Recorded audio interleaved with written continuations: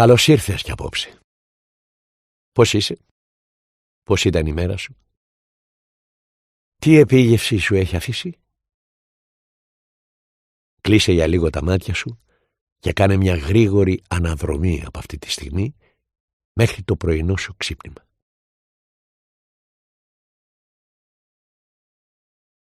Τώρα, έλα ξανά στο τώρα, κάνοντας μια στάση στην πιο χαρούμενη στιγμή της μέρας και ζήσε τη ξανά.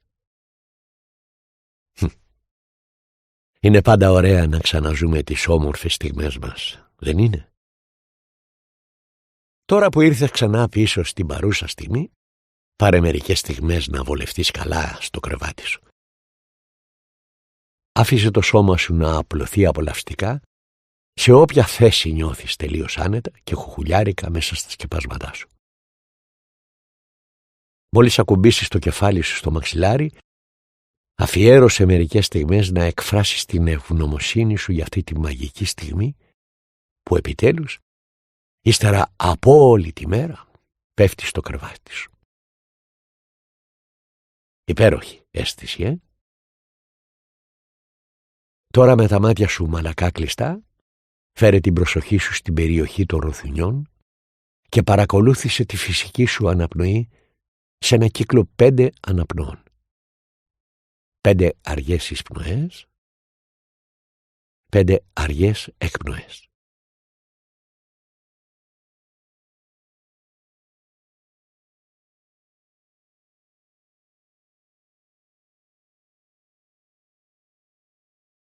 Ωραία. Πάμε να ξεκινήσουμε την ιστορία μας. Τον λένε ποιητή της Επανάστασης και του έρωτα. Όχι άδικα. Το έργο του περνάει μέσα από αυτές τις έννοιες και τις δίνει με λέξεις έτσι όπως δεν το έκανε κανένας άλλος. Ας ταξιδέψουμε λοιπόν μέσα στη ζωή και το έργο αυτού του μεγάλου ποιητή. Είναι 1922 και είναι 20 Απριλίου, Σάββατο της Ανάστασης. Έχει πέσει το βράδυ στη συνοικία του μεταξουργείου, ένα ανοιξιάτικο βράδυ γεμάτο ευωδιές και γλυκύτητα. Ο κόσμος πάει και έρχεται στην εκκλησία, προσεύχεται, αναμένει. Οι καμπάνες χτυπούν και όλοι προετοιμάζονται για το μεγάλο γεγονός της χριστιανοσύνης.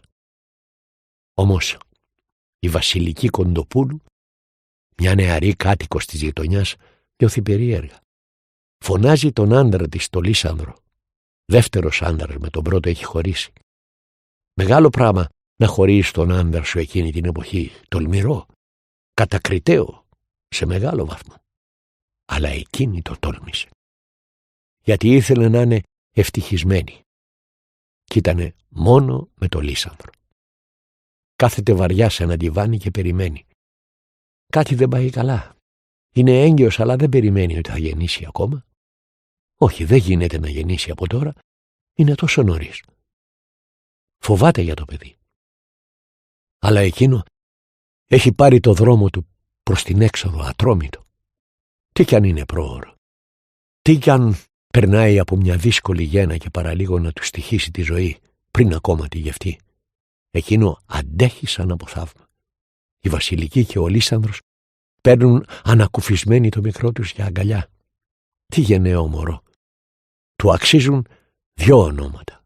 Παντελεήμων και Αναστάσιος, γιατί αναστήθηκε το Μεγάλο Σάββατο καθώς έβγαινε από την κοιλιά της μάνας του σχεδόν πεθαμένο.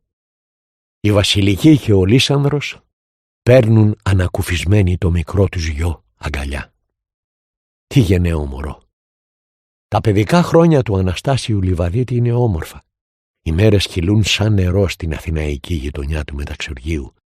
Στο σπιτικό του Λύσανδρου Λιβαδίτη, στην οδό Λεωνίδου, υπάρχει φαγητό και αγάπη. Αυθονία, απόλαυση. Είναι υφασματέμπορας, οι δουλειές πάνε καλά, η επιχείρηση ανθίζει. Μπορεί να προσφέρει στην οικογένειά του ό,τι έχει ανάγκη. Τα 4 παιδιά του, αλλά και ο γιος της γυναίκας του από τον πρώτο της γάμου, απολαμβάνουν τα παιδικά τους χρόνια έχοντας όλες τις ανέσεις. Ο Τάσος Φοιτά στο ένατο γυμνάσιο της πλατείας Κουμουνδούρου. Κάνει μαθήματα πιάνου και βιολιού. Ποιος μπορούσε να καλλιεργεί με μουσική το πνεύμα του στη δεκαετία του 30? Λίγοι. Οι φίλοι τον φωνάζουν Λόρδο Μπάιρον. Εκείνος όμως έχει συναίσθηση της ζωής.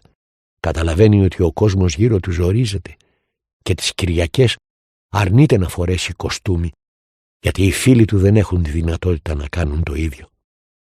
Τα χρόνια περνούν και γίνεται ένας έφηβος έξυπνος και μελετηρός στο καμάρι των γονιών του. Διαβάζει, ανακαλύπτει τη ζωή και τον εαυτό του και βέβαια γράφει από μικρός ποίηματα. Τι μικρή ετούτη η πόλη, τι μικρή. Όπου κι αν πάω βλέπω τους ίδιους, τις ίδιες πάντοτε μορφές μέσα στους δρόμους και πέρα τα διανότιστα κρογιάλι. Είναι η αρχή από το ποίημα «Η πόλης». Δημοσιεύεται στις 27 Μαΐου του 1936 στο εβδομαδιαίο περιοδικό «Εβδομάς». Ο Αναστάσιος είναι μόλις 14 ετών. Αλλά μετά έρχεται ο πόλεμος. Σκληρός και αδυσόπιτος απλώνει τη σκιά του πάνω από τη χώρα, πάνω από τις ζωές των ανθρώπων. Ο Λύσανδρος Λιβαδίτης πτωχεύει και πεθαίνει το 1943. Ο θάνατος του γονιού σε ξυπνάει από το παιδικό σου όνειρο, λένε. Σε βάζει να κοιτάξεις για πρώτη φορά στο βυθό της ύπαρξής σου και να ψάξεις εκείνα που έριξαν μέσα εκείνοι που σε έσπηραν. Δεν τα βρίσκεις αμέσως. Φαίνουν χρόνο αυτά τα ψαξίματα. Παλεύεις μαζί τους μέχρι το τέλος της ζωής σου. Λέει ο Τάσος Λιβαδίτης για το θάνατο του πατέρα του. Και ο πατέρας, έμπορος άλλοτε, όταν ξέπεσε στεκόταν στην είσοδο των μαγαζιών παραπέρα και μόνο προς τα σδισμάς του βίου μου κατάλαβα ότι ο πατέρας μου είχε βρει το θησαυρό. Ακριβώς, διότι όταν πτώχευσε και σε λίγο θα μας τα έπαιρναν όλα, εκείνος χαμογελούσε. Ένα χαμόγελο σαν να βρήκε κάτι που έψαχνε χρόνια, σαν να ανακάλυψε ξαφνικά πως τίποτα δεν μας ανήκει και ποιος ο λόγος να παιδεύουμε τον εαυτό μας με ξένα πράγματα. Ο Τάσος Λιβαδίτης είναι πια ένα νεαρό παλικάρι που ψάχνει το δικό του μονοπάτι. Στις αρχές της δεκαετίας του 40 σπουδάζει στη νομική σχολή του Πανεπιστημίου Αθηνών, αλλά διαπιστώνει ότι το μονοπάτι του δεν περνάει από εκεί. Η πηξίδα του δείχνει τη γραφή, τις λέξεις, την ποίηση και τη λογοτεχνία. Και την ακολουθεί χωρίς δεύτερη σκέψη. Ήδη από την εποχή της κατοχής είναι ιδρυτικό μέλος της Ένωσης Νέων Ελλήνων Λογοτεχνών. Είναι η εποχή που ο Λιβαδίτης πολιτικοποιείται στο χώρο της αριστεράς. Εκεί ξεκινά η πολιτική του δράση που θα του χαρίσει τον τίτλο «Ποιητής της Επανάστασης». Το μισό τίτλο δηλαδή, γιατί μετά θα μπει και ο έρωτας από δίπλα για να ολοκληρώσει την ταυτότητα του έργου του. Βρισκόμαστε στο τέλος του 1944 σε μια Ελλάδα που μόλις έχει αφήσει τον πόλεμο πίσω της και προσπαθεί να αναστηλωθεί. Αλλά δεν μπορεί ακόμα να ημερέψει. Τα Χριστούγεννα εκείνου του έτους οι δρόμοι της Αθήνας βάφονται ξανά με αίμα. Είναι 3 Δεκεμβρίου. Όταν οι αστυνομικές δυνάμεις ξεκινούν να πυροβολούν μπροστά στο μνημείο του άγνωστου στρατιώτη ενάντια σε διαδήλωση του ΕΑΜ που αντιδρούσε στην απόφαση της κυβέρνησης και των Βρετανών συμμάχων της να αφοπλίσει όλες τις αντάρτικες ομάδες. 33 διαδηλωτές πεθαίνουν και άλλοι 148 τραυματίζονται σε αυτές τις συγκρούσεις που κρατούν πάνω από 1 μήνα και λήγουν με την έλευση της νέας χρονιάς.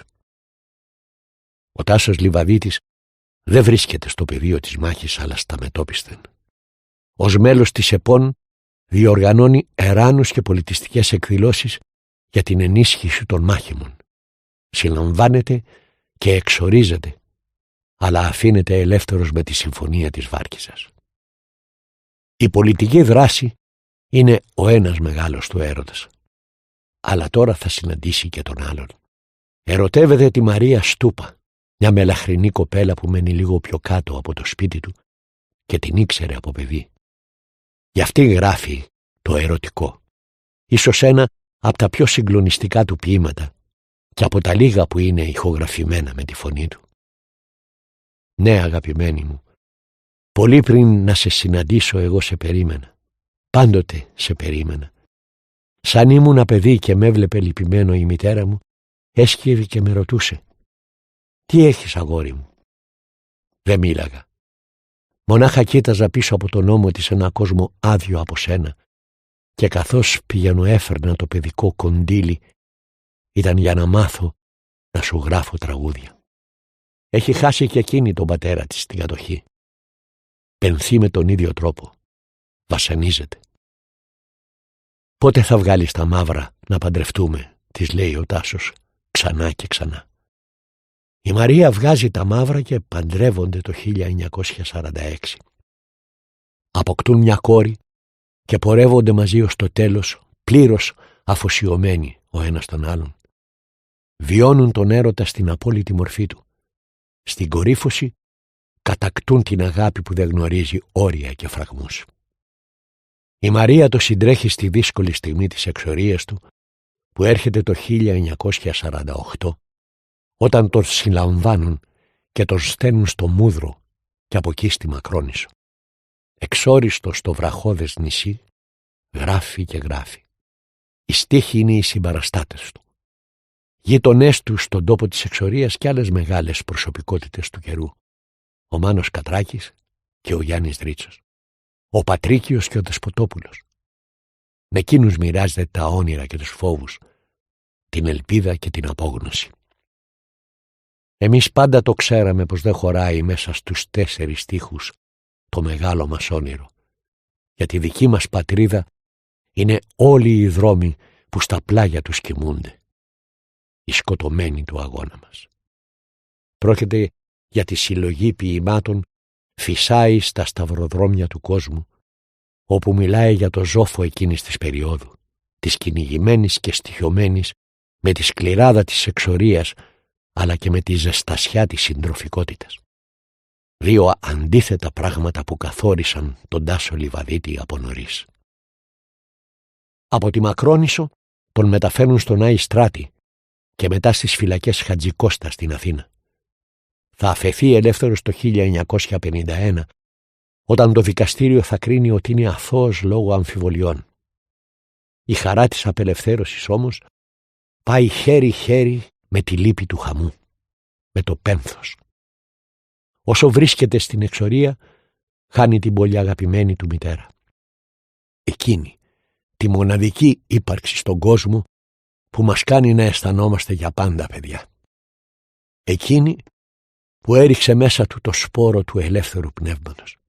Εκείνη, η μία, η βασιλική, δεν υπάρχει πια. Τώρα έφυγες, μάνα, δίχως να σε δω. Πέθανε στην ώρα που έτρωγα με τα μάτια μου τον ορίζοντα, πίσω από τα σειρματοπλέγματα, να βρω κατά που πέφτει το σπίτι μας, να βρω μια μικρή σπίθα από το μεγάλο τζάκι της στοργής σου. Γράφει ο Λιβαδίτης στο ποίημα του, θυμάμαι. Η επιστροφή του στην Αθήνα στις αρχές της δεκαετίας του 1950 βρίσκει τα ποίηματά του στα ράφια των βιβλιοπωλείων. Πρώτα εκδίδεται η συλλογή «Μάχη στην άκρη της νύχτας». Μετά εκδίδεται η συλλογή «Αυτό το αστέρι είναι για όλους μας», την οποία έχει αφιερώσει στη σύζυγό του. Και τέλος το φυσάει στα σταυροδρόμια του κόσμου. Η τελευταία συλλογή βραβεύεται στο Φεστιβάλ Νεολαίας της Βαρσοβίας. Και βέβαια το ανατρεπτικό της πνεύμα ενοχλεί. Τα επόμενα χρόνια το βιβλίο θα κατασχεθεί ως κήρυγμα ανατρεπτικό. Ο δημιουργός της θα φυλακιστεί και ένα κύμα συμπαράστασης από τη φωνή της προόδου θα δημιουργηθεί προς το πρόσωπό του. Τη δίκη του, που πραγματοποιείται το 1955 στο πενταμελές εφετείο Αθηνών, την παρακολουθούν μεγάλες προσωπικότητες του πνευματικού κόσμου, αλλά και πλήθος ανθρώπων που έχουν ταχθεί στο πλευρό του, καταλαβαίνοντας την αδικία της λογοκρισίας. Στο εδόλιο του δικαστηρίου, ο Λιβαδίτης μιλάει για το σκοπό του έργου του με πάθος και αποφασιστικότητα. Ένας ρήτορας της λογικής και του ορθολογισμού, αλλά και της προοδευτικής σκέψης, της δημοκρατίας και της ισότητας. Οι δικαστές τον αθωώνουν πανηγυρικά και ο Λιβαδίτης βγαίνει από εκείνη τη μάχη έχοντας πλέον γίνει ένα σύμβολο του αγώνα. Το 1956 δημοσιεύει ακόμα μια συλλογή που είναι εμπνευσμένη από τα βιώματα της εξορίας. Είναι «Ο ύποπτος με το ταμπούρλο». Τα επόμενα χρόνια ωστόσο θα γεννήσουν άλλα πράγματα. Το καταλαβαίνει κανείς από τη γραφή του. Τα ποίηματα που έγραψε σε εκείνη την περίοδο έχουν μεγαλύτερο λυρισμό. Τα διαπερνάει όμως και μια απογοήτευση, την οποία ο ποιητής βιώνει εξαιτίας της ήττας των ιδεολογιών στις οποίες πίστεψε. Η συμφωνία αριθμός 1, οι γυναίκες με τα λογίσια μάτια, η καντάτα και η συλλογή με τίτλο «Τους τελευταίους» καθρεφτίζουν ακριβώς αυτή τη διάθεση της πικρίας που έρχεται όταν προδίδονται τα όνειρά μας. Εκείνα τα χρόνια ο Λιβαδίτης έχει αρχίσει να εργάζεται στην εφημερίδα «Η Αυγή» ως κριτικός ποίησης και παραμένει εκεί ως το κλείσιμο της εφημερίδας από τη δικτατορία το 1967. Τότε αρχίζει να διασκευάζει σε περιλήψεις έργα της παγκόσμιας λογοτεχνίας και να δημοσιεύει πορτρέτα Ελλήνων λογοτεχνών. Τα υπογράφει με το ψευδόνυμο Ρόκος και δημοσιεύονται στο περιοδικό Φαντάζιο.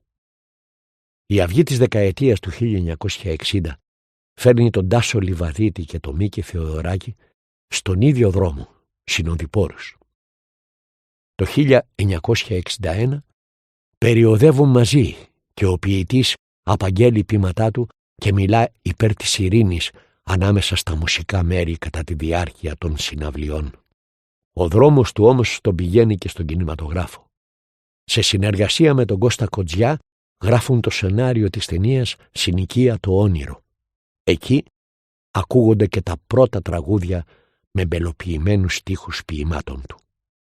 Μικρά κι ανήλια αγαστενά και σπίτια χαμηλά μου, βρέχει στη φτωχογειτονιά, βρέχει και στην καρδιά μου. Αχ, ψεύτη κι άδη και ντουνιά, πάναψε στον καημό μου. Είσαι μικρός και δεν χωράς τον αναστεναγμό. Και ποιος δεν τα έχει τραγουδήσει και ποιος δεν έχει γλεντήσει τους καημούς του ακούγοντας τα τραγούδια αυτά. Ο Λιβαδίτης μίλησε στις καρδιές μας. Τις ανακούφισε κατά κάποιο τρόπο, ελαφραίνοντας το βάσανό τους καθώς το έντυνε με λέξεις. Γι' αυτό και εκείνη η περίοδος του έργου του αγαπήθηκε τόσο και φόλιασε στη λαϊκή ψυχή. Η αμέσως επόμενη περίοδος είναι πιο συμβολική και αλληγορική. Οι συλλογές «Νυκτερινός επισκέπτης», «Σκοτεινή πράξη», «Ο διάβολος με το χειροπήγιο», «Βιολί για μονόχυρα» και «Αποκάλυψη» που δημοσιεύονται κατά τη δεκαετία του 1970 έχουν ένα εντελώς διαφορετικό ύφος γραφής. Ο παραλυρηματικός λόγος δίνει το ρυθμό και τον τόνο. Η ασύνδετη αλληλουχία και η δραματική διάθεση βυθίζουν την ατμόσφαιρα σε σκοτεινούς βυθούς, ακατανόητους. Φτωχή ανθρωπότητα, δεν πρόφτασες ούτε ένα μικρό κεφάλαιο να γράψεις ακόμα. Σαν σανίδα από θλιβερό ναυάγιο ταξιδεύει η γυραιά μας Ήπειρος. Αλλά τα βράδια, τι όμορφα που μυρίζει η γη.